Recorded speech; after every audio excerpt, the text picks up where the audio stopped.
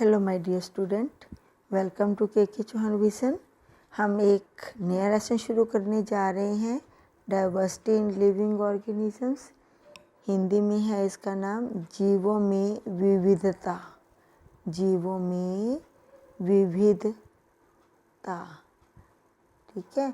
हम अपने इर्द गिर्द इतने सारे जीव देखते हैं, कुछ पेड़ पौधे, कुछ जीव जंतु, कुछ छोटे कुछ बड़े।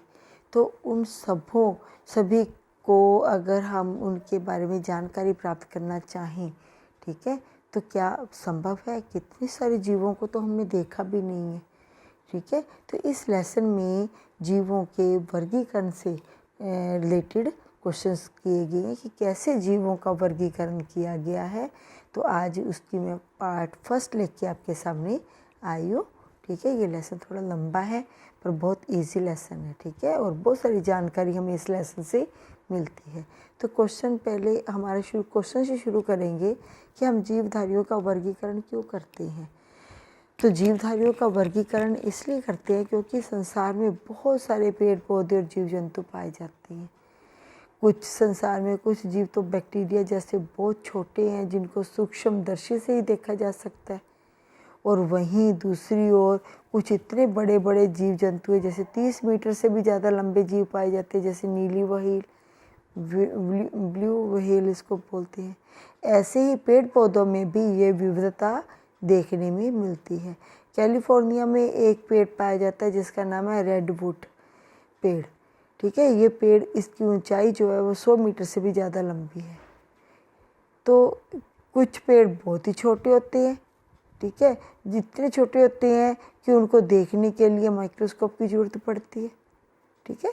तो डाइटम वगैरह बहुत छोटे हैं, इनको हम माइक्रोस्कोप से ही देख सकते हैं, ऐसे देख ही नहीं सकते। इसके अलावा सभी जीव जंतु है, उनकी आयु संरचना ये भी भिन्न भिन्न होती है। कोई तो 100 वर्ष तक जीने वाले होते हैं या इससे भी ज़्यादा वर्ष तक जीने वाले होते हैं, और कोई की आयु जो है वो बहुत ही छोटी होती है, कुछ दिनों की या कुछ घंटों की होती है। तो इन सब कारणों को देखते हुए जीवों में हमें बहुत सारी विविधताएं दिखाई देती हैं, और इन्हीं के आधार पर फिर जीवों का वर्गीकरण किया गया ताकि कुछ सभी जीवों को हम आसानी से सरल तरीके से पढ़ सकें।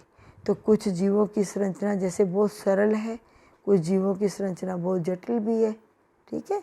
तो कुछ समानताएं और असमानताओं के आधार पर हम जीवों का वर्गीकरण इस लेसन में करेंगे। अगला क्वेश्चन हमारा आ जाता है, अपने चारों ओर फैले हुए जीव रूपों की विभिन्नता के 3 उदाहरण दें। अभी ऊपर ही हमने पढ़ा था कि संसार में कुछ जीव तो बहुत छोटे बैक्टीरिया जैसे हैं जिनको सूक्ष्मदर्शी से देखा जाता है। दूसरे ओर कुछ जीव बहुत ही बड़े जैसे 30 मीटर लंबी जो ब्लू व्हेल है वो पाई जाती है। कुछ जीव जो हैं, पेड़ पौधे जो हैं कैलिफोर्निया में जो मिलते हैं, रेडवुड जो है वो 100 मीटर की ऊंचाई वाला है। लाइकेन जैसे बहुत छोटे हैं जिनको हम माइक्रोस्कोप से देख सकते हैं। कछुआ जो है वो 300 वर्ष तक जिंदा रहता है, और कीट जैसे जो है उनका जीवन कुछ ही दिनों का होता है। तो ये था हमारा जीवों का वर्गीकरण क्यों करते हैं, या विविधता जो पाई जाती है उनके 3 उदाहरण हमने देने थे। तो आइए हम जीवों का वर्गीकरण कैसे किया जाता है तो इस सारणी के द्वारा हम समझते हैं। तो जितने भी संसार में जीवधारी हैं, चाहे वो प्लांट्स हैं, चाहे वो बड़े जीव हैं, चाहे छोटे जीव हैं, तो उनको हम 2 भागों में बांटते हैं, एक प्रोकैरियोटिक, एक यूकैरियोटिक, ठीक है। प्रोकैरियोटिक और यूकैरियोटिक, ठीक है। प्रोकैरियोटिक वो होते हैं जिनमें स्पष्ट केंद्रक नहीं पाया जाता, ठीक है। आनुवंशिक पदार्थ जो है वह ऐसे ही बिखरा होता है पर इसमें स्पष्ट केंद्रक नहीं होता, और जिनमें स्पष्ट केंद्रक होता है उनको यूकैरियोटिक कहते हैं। प्रोकैरियोटिक में हम मोनेरा पढ़ेंगे, ठीक है। और यूकैरियोटिक जो है ये 2 प्रकार के होते हैं, एक कोशिक भी हो सकते हैं, बहुकोशिक भी हो सकते हैं, ठीक है। तो जो प्रोकैरियोटिक होते हैं वो एक कोशिक ही होते हैं, ठीक है। ये एक कोशिक होते हैं, ये भी देखो एक कोशिक होंगे यूकैरियोटिक, पर इसको इधर लिया गया क्योंकि इसमें केंद्रक स्पष्ट दिखाई देगा हमें। तो अभी हम प्रोकैरियोटिक पढ़ते हैं, इसमें हम मोनेरा ग्रुप को पढ़ेंगे, ठीक है। तो मुनेरा क्या है, मैं बार बार आपको सारणी दिखाती जाऊंगी तो सारणी से ही ज़्यादा आसान होगा। तो मुनेरा इन जीवों में ना तो संगठित केंद्रक होता है और ना ही दूसरे कोशिकांग जैसे माइटोकॉन्ड्रिया वगैरह इनमें नहीं होता, ना ही उनके शरीर जो है बहुकोशिक होते हैं। अभी मैंने बताया एक कोशिका का बना होता है। इनमें पाई जाने वाली विविधता जो है अन्य लक्षणों पर निर्भर करती है। कैसे? कुछ में तो कोशिका भित्ति पाई जाती है, कुछ में नहीं पाई जाती। कोशिका भित्ति के होने या ना होने के कारण मुनेरा वर्ग के जीवों की शारीरिक रचना में भी परिवर्तन दिखाई देता है। अगर तो कोशिका भित्ति है तो उनको हम पौधा कहेंगे, और अगर नहीं है तो वो जंतु में आ जाता है।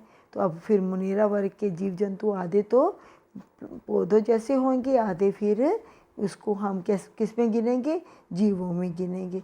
ठीक है, तो ये परिवर्तन आ जाता है। मुनेरा वर्ग के जीवों की शारीरिक संरचना में आई परिवर्तन तुलनात्मक रूप से बहुकोशिकीय जीवों में कोशिका भित्ति के होने या ना होने के कारण आए परिवर्तनों से भिन्न होते हैं। अब ये मुनेरा वर्ग के जीव जंतु, पहले मैंने तो बताया कि मुनेरा वर्ग के कुछ जीव जंतु जो है उनमें कोशिका भित्ति पाई जाती है और कुछ में नहीं पाई जाती। एक वर्ड तो हमने अंतर का क्या लेना है? कोशिका भित्ति का।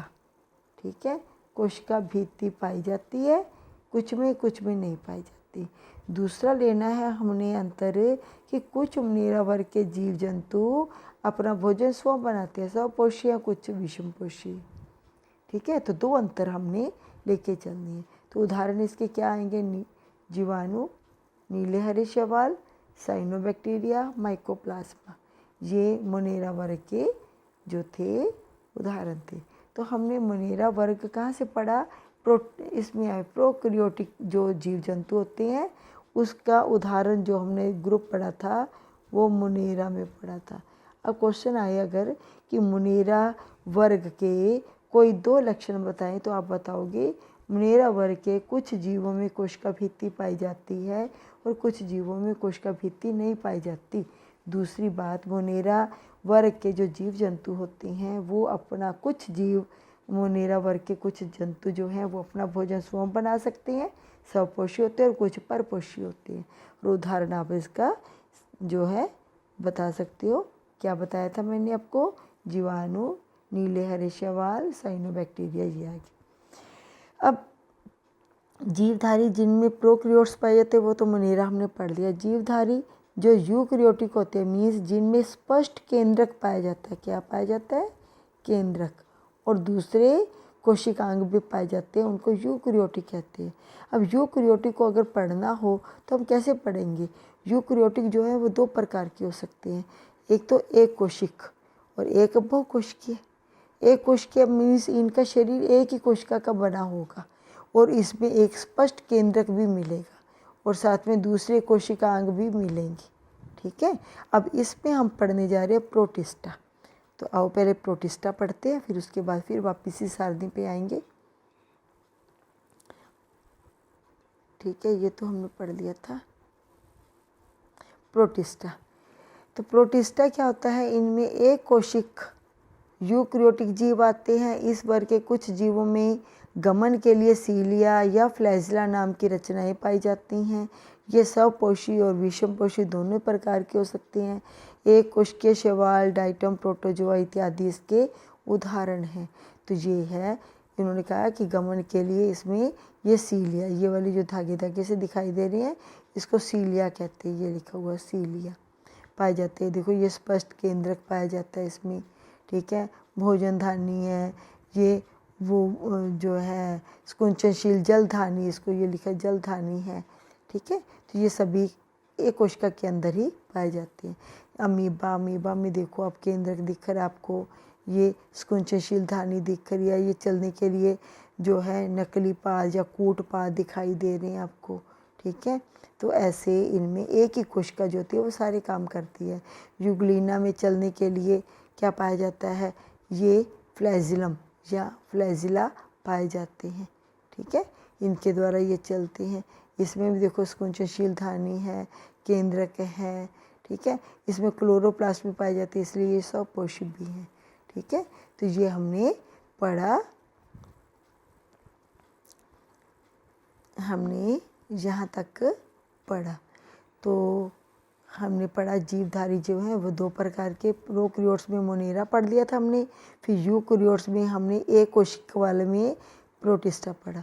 अब बहुकोशिकीय में क्या क्या आता है? बहुकोशिकीय जीव जंतु जो होते हैं जिनमें स्पष्ट केंद्रक और दूसरे कोशिकांग पाए जाते हैं ना, इनकी स्टडी करने के लिए हम इनको दो भागों में बांटते हैं। एक वो जीव जंतु जिनमें कोशिका भित्ति पाई जाती है, और एक वो जिनमें कोशिका भित्ति नहीं पाई जाती। जिनमें कोशिका भित्ति नहीं पाई जाती उनको एनिमेलिया कहते हैं, मीन्स जंतु कहते हैं, ठीक है। और जिनमें कोशिका भित्ति पाई जाती है उनको प्लांट्स कहते हैं, पौधे कहते हैं, ठीक है। तो इनको जंतु कहते हैं। ये अलग ग्रुप में पढ़ाऊंगी आपको, इसको पहले पढ़ेंगे इधर वाले को। तो प्लांट्स, प्लांट्स क्या होते हैं? प्लांट्स में भी दो प्रकार के हम पढ़ेंगे। एक कोशिका भित्ति तो है, जिसमें कोशिका भित्ति है उनको प्लांट्स बोल दिया हमने, पौधे हैं वो, ठीक है। पादप जगत है। अब पादप जगत भी दो प्रकार का होगा। एक वो पादप जगत जिनमें क्लोरोफिल नहीं पाया जाता, वो प्रकाश संश्लेषण क्रिया नहीं करेंगे, उसमें आएगा फंजाई। और दूसरा वो पौधे जिनमें क्लोरोफिल पाया जाता है और वो प्रकाश संश्लेषण करते हैं, उनको पौधे कहेंगे, ठीक है। तो ये 5 जगत वर्गीकरण बना। कैसे 5 जगत वर्गीकरण बना? यहाँ से देखेंगे हम। एक वर्ग मोनेरा, ठीक है, एक वर्ग हो गया। दूसरा वर्ग हमने पढ़ा प्रोटिस्टा, ये वाला दूसरा वर्ग हमने पढ़ा। तीसरा वर्ग हम पढ़ रहे हैं ये एनिमेलिया, ठीक है, ये फंजाई लगा लो। तीसरा ये, चौथा ये पढ़ेंगे, पांचवा ये। 5 वर्ग का जो है वो जीव जगत बनाया है। तो अभी हम वो जो बहुकोशिकीय जीव जिनमें कोशिका भित्ति पाई जाती है और प्रकाश संश्लेषण नहीं करते, उनको हम फंजाई कहते हैं। तो पहले फंजाई को पढ़ लेते हैं। चलो आओ पढ़ते हैं फंजाई।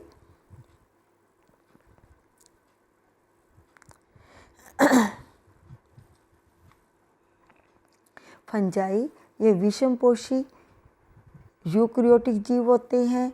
ये पोषण के लिए सड़े गले पदार्थों पर निर्भर करते हैं, इसलिए इनको अमृत जीवी कहा जाता है। क्योंकि इनमें क्लोरोफिल नहीं है ना, इसलिए अपना भोजन तो बना ही नहीं सकते। तो कहाँ से लेते हैं भोजन? मरे हुए गले सड़े कार्बनिक पदार्थों से लेते हैं।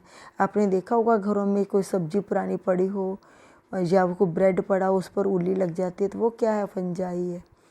इनमें से कई अपने जीवन की विशेष अवस्थाओं में बहुकोशिकीय क्षमता भी प्राप्त कर लेते हैं। मीन्स वैसे तो एक कोशिक के बने होते हैं, ठीक है, फिर धीरे धीरे बड़े होते होते ये बहुकोशिक भी बन जाते हैं। और फंजाई या कवक, इसको हिंदी में कवक भी बोलते हैं, काइटिन नाम की जटिल श्रृंखला की बनी हुई कोशिका भित्ति पाई जाती है इनमें। उदाहरण के लिए यीस्ट, मशरूम की सब्जी खाते हो ना आप लोग, तो वो मशरूम जो है वो फंजाई है, ठीक है। तो अब इसके बाद हमने यहाँ तक तो पढ़ लिया, फंजाई तक तो पढ़ लिया। अब हम वो बहुकोशिक जीव जिनमें कोशिका भित्ति भी पाई जाती है, प्रकाश संश्लेषण क्रिया भी होती है, उनको हम प्लांट्स या पौधे कहते हैं। अब प्लांट्स के बारे में हम पढ़ते हैं, ठीक है। प्लांट्स, तो इस वर्ग में कोशिका भित्ति वाले बहुकोशिक यूकैरियोटिक जीव आते हैं और ये विषमपोषी होते हैं और प्रकाश संश्लेषण क्रिया के लिए क्लोरोफिल का प्रयोग करते हैं। इस वर्ग में सभी पौधों को रखा गया है, चूँकि पौधे और जंतु जो हैं वो सबसे ज़्यादा दिखाई देते हैं। तो इस वर्ग को हम आगे और डिटेल में इसको हम पढ़ेंगे। तो आज की वीडियो मेरी इतनी थी। Thanks for watching this video. ये पार्ट मेरा फर्स्ट था। फर्स्ट पार्ट में मैंने आपको क्या क्या कराया कि सभी जीव जो हैं वो उनका वर्गीकरण कैसे किया गया है, एक टेबल के द्वारा मैंने आपको समझाने की कोशिश की कि सभी जीव जो हैं, जीवधारी जितने भी हैं, उनको हमने प्रोकैरियोट्स और यूकैरियोट्स में बांटा है। प्रोकैरियोट्स में मोनेरा पढ़ा, यूकैरियोट्स में एक कोशिक या बहुकोशिक होते हैं, एक कोशिक में हमने प्रोटिस्टा पढ़ा, और जो बहुकोशिक होते हैं फिर उनको हमने कोशिका भित्ति के आधार पर डिवाइड किया, ठीक है। पहला वर्गीकरण तो हमने किया केंद्रक के आधार पर, ठीक है, केंद्रक है और जो केंद्रक भी नहीं बोलेंगे, इसको आनुवंशिक पदार्थ बोलेंगे। आनुवंशिक पदार्थ के आधार पर किया कि आनुवंशिक पदार्थ केंद्रक में बंद है या केंद्रक में बंद नहीं है। तो आनुवंशिक पदार्थ के आधार पर 2 किए, ठीक है। तो जिनमें नहीं था आनुवंशिक पदार्थ तो था पर केंद्रक नहीं था तो उसको प्रोकैरियोट बोला। जिसमें आनुवंशिक पदार्थ केंद्रक के अंदर बंद था उसको यूकैरियोट बोला। यूकैरियोट को फिर हमने 2 हिस्सों में बांटा। किस आधार पर बांटा कि वो एक कोशिकीय है या बहुकोशिकीय है। अगर एक कोशिकीय है तो उसका नाम हमने प्रोटिस्टा रखा और उसको भी हमने पढ़ा। अगर वो बहुकोशिकीय है तो फिर उनको कोशिका भित्ति के आधार पर बांट के देखा, ठीक है। दो वर्गों में बांटा कि एक तो वो जिनमें कोशिका भित्ति नहीं है, जिनमें नहीं है उनको जंतु कहा हमने, ठीक है, जंतु वर्ग, ये हम बाद में पढ़ेंगे। और जिनमें कोशिका भित्ति थी उनको पादप वर्ग कहा, ठीक है। तो पादप वर्ग पढ़ा। पादप वर्ग में भी 2 प्रकार के हमने पढ़े, एक वो जिनमें प्रकाश संश्लेषण क्रिया नहीं होती तो वो फंजाई आ गया, जिनमें होती है उसको प्लांट्स कहते हैं। अब मैं अगली वीडियो जो है प्लांट से शुरू करने जा रही हूँ। Thanks for watching this video. Thank you.